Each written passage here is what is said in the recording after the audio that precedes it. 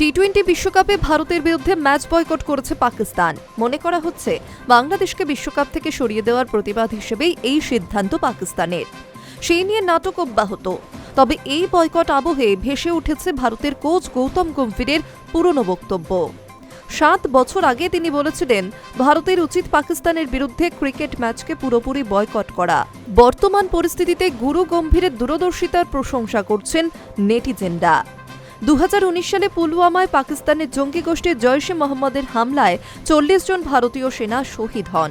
এই ঘটনার তীব্র প্রতিবাদের সঙ্গে পাকিস্তানের বিরুদ্ধে ক্ষোভের বিস্ফোরণ ঘটে দেশজুড়ে। তারপর গম্ভীর বিজেপির সাংসদ হন।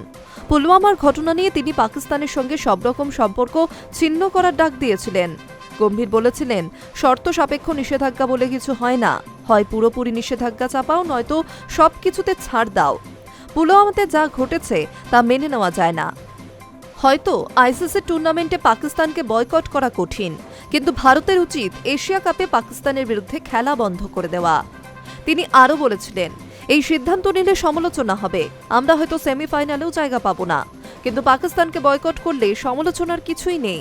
2 পয়েন্ট তেমন গুরুত্বপূর্ণ নয়, দেশ সবার আগে। 40 জন সেনার জীবন ক্রিকেটের থেকে অনেক বেশি গুরুত্বপূর্ণ। আমরা যদি বিশ্বকাপের ফাইনাল ছেড়ে দিতে পারি, তাহলে দেশবাসী সেটার জন্য তৈরি থাকা উচিত।